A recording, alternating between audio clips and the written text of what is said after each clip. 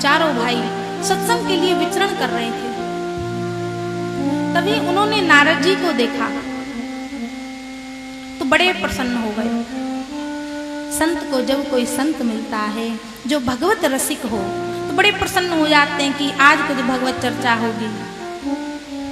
तो सनकादिकों ने जब नारद जी को देखा तो प्रसन्न हो गए, परंतु जैसे ही नारद जी के पास आए तो नारद जी का मुख कुछ चिंतित दिखाई दिया। सनकादिकों को बड़ा आश्चर्य हुआ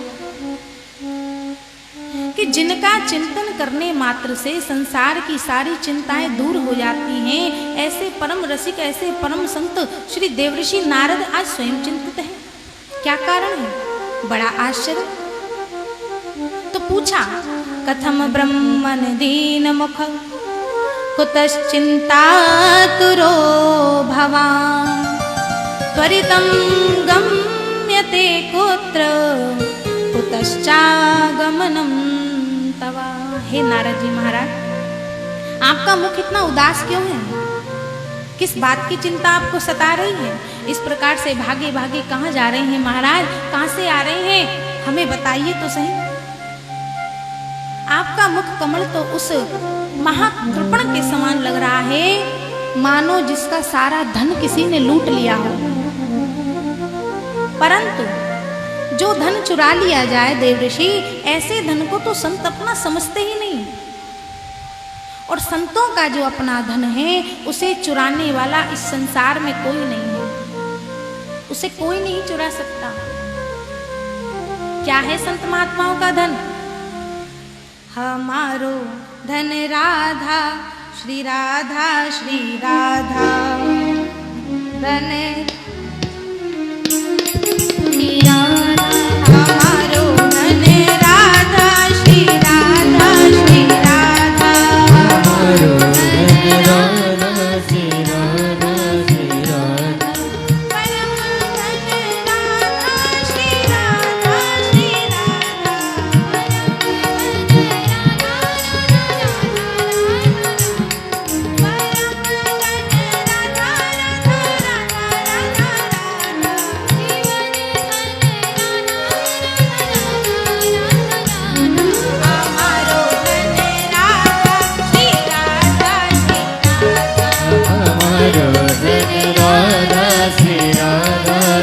राधा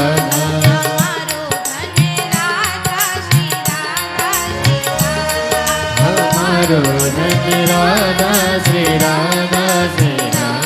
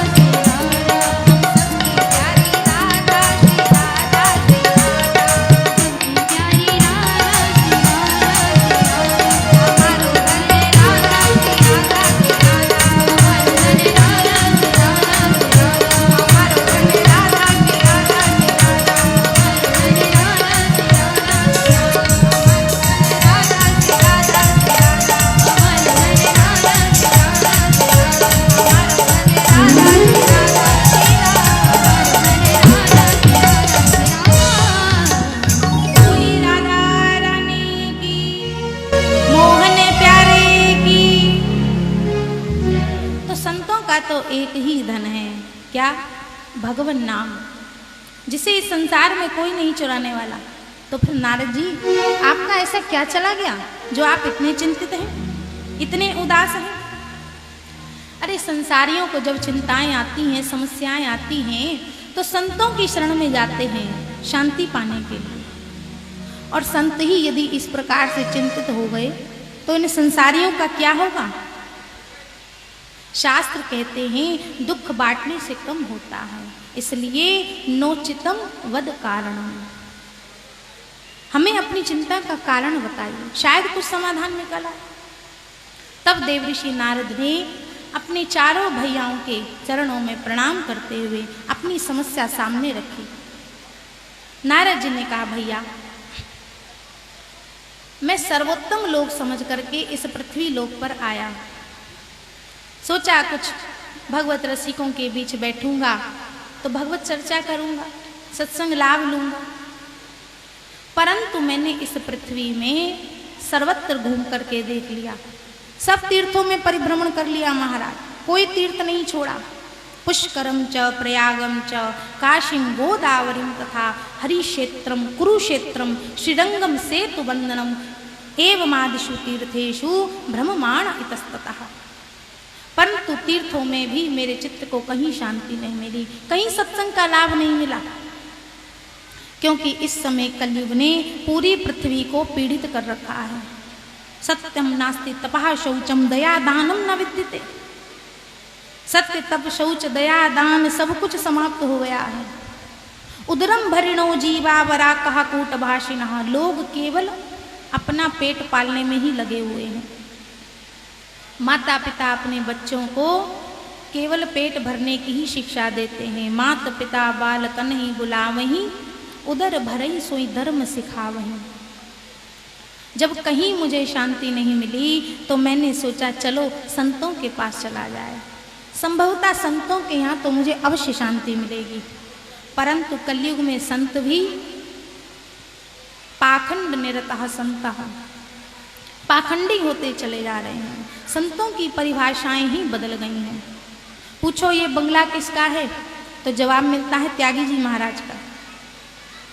पूछो ये बच्चे किसके हैं तो जवाब मिलता है ब्रह्मचारी जी महाराज के। अरे इतना शोर कहाँ आ रहा है तो जवाब मिलता है मौनी बाबा के आश्रम में।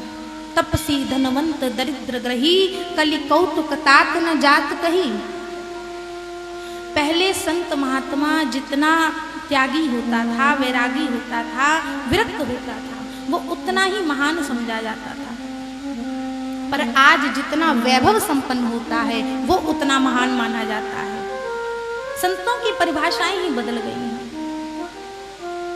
नारद जी कहते भैया ये सब देख देख करके मेरा चित्त और भी अशांत हो गया। सोचा आया था शांति के लिए, पर यहाँ तो और क्रांति मच गई। फिर मैंने सोचा चलो छोड़ो, गृहस्थों को ही देख लेते हैं। परंतु गृहस्थों की या भी विडंबना, क्या तरुणी प्रभुतागे श्याल को बुद्धिदायक कन्या विक्रयिणो लोभा दंपति नाम च कलकनम। कलयुग में गृहस्थों के घरों में स्त्रियों का साम्राज्य हो गया है। गृहस्थों के यहाँ माता पिता की सेवा कब तक? जब तक माता पिता प्रॉपर्टी के कागजात ना सौंप दें या फिर तिजोरी की चाबी ना सौंप दें, तब तक। और जहाँ सर्वाधिक अधिकार प्राप्त हुए कि देवी जी का चलावा चला। अब तो माता पिता या तो वृद्धाश्रम रहें या फिर तीर्थाश्रम में जाएं। और कदाचित माता पिता यदि घर पर हों भी, जबरदस्ती रह भी रहे हों, तो किसी प्रकार की उनसे कोई चर्चा नहीं की जाती। घर में कोई विशेष कार्य करना है तो ससुराल से साले साहब से पूछा जाता है। साले साहब सलाहकार हैं, वो जो कहेंगे वही होगा। श्याल को बुद्धिदायक है, वो बुद्धिदायक है। चलो वही हो सकता है साले साहब बुद्धिमान हो, तो सलाह लेने में कोई बुराई भी नहीं है। परंतु इतना सब होने के बाद भी दंपति नाम चकल कलम, पति पत्नी में ही रोज झगड़ा हो रहा है, नित्य कलह मचा हुआ है रोज। लोभ इस पराकाष्ठा पर पहुंच गया है कि लोग अपना पेट बेटे बेटियों का भी क्रय विक्रय करने लगे हैं। संबंध नहीं अपितु सौदे होते हैं, जहां बुद्धि सम नहीं, विचार सम नहीं, भावनाएं सम नहीं, केवल धन के आधार पर, मांगों के आधार पर समधी बन जाते हैं। इसलिए आए दिन संबंधों में कलह मचा हुआ है। नारद जी कहते भैया इस प्रकार से सारी पृथ्वी पर दोष देख देख करके मेरा चित्त और भी अशांत हो गया। तब मुझे श्रीधाम वृंदावन का स्मरण आया। मैंने सोचा वृंदावन धाम तो मेरे प्रभु की लीला भूमि है, क्रीड़ा भूमि है, कदाचित मेरे मन को वहां तो निश्चित शांति मिलेगी। यही सोच करके मैं वृंदावन यमुना तट पर पहुंचा। पर मैंने वहां क्या देखा,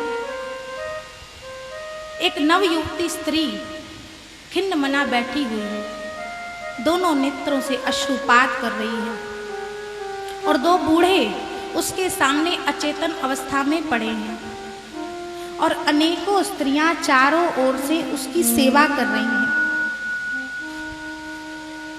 उसको रोता हुआ देख करके मेरे मन में दया जागृत हो गई। संत का हृदय तो नवनीत के समान कोमल होता है। मैंने सोचा चल करके इसका कुछ दुख कम किया जाए, पूछा जाए। परंतु फिर सोचा कि केवल देवियों का ही समुदाय बैठा है। अब देवियों के बीच में जाकर के यदि मैं पूछूं क्या बात है देवी, तुम क्यों रो रही हो, क्या कष्ट है, और कहीं उसने उल्टा जवाब दे दिया, ये चल बाबा जा जाके अपना काम कर, तुझे क्या मतलब, तो मुझे बिना बुलाए नहीं जाना चाहिए। यही सब सोच करके मैं रुक गया। पर जैसे ही उस देवी ने, रोती हुई देवी ने मुझे जाते हुए देखा तो आवाज लगाई, भो भो साधो क्षणं तिष्ठ मच्चिन्तामपि नाशय दर्शनं तव लोकस्य सर्वथागहरं परम। अरे महात्मन थोड़ी देर रुकिए तो सही, कहाँ जा रहे हैं? आप जैसे संतों का दर्शन तो बड़े भाग्य से प्राप्त होता है। अरे आपके तो दर्शन करने मात्र से जीव के पाप ताप संताप सब नष्ट हो जाते हैं। सरदा तपसी से ससी अपरही संत दरस जिमि पातक कटरही। मेरे तो ना जाने आज कितने जन्मों के भाग्य उदय हुए हैं जो मुझे आज आपके दर्शन हुए। तुम तसल्ली ना दो सिर्फ बैठे रहो, रंग महफिल का सारा बदल जाएगा। दुख से तपता हुआ और सताया हुआ मेरा गिरता हुआ दिल संभल जाएगा। ज्ञान वैराग्य आए मेरे होश में, मेरे बेटों का जीवन सुधर जाएगा। संत दर्शन से जीवों के पातक नशे और प्रारब्ध मेरा सुधर जाएगा, और प्रारब्ध मेरा सुधर जाएगा। नारद जी ने कहा भैया इस प्रकार से जब उस देवी ने मुझे बुलाया तो मैं उसके पास गया और मैंने पूछा, देवी तुम कौन हो और क्यों रो रही हो, क्या कष्ट है? और ये दोनों बूढ़े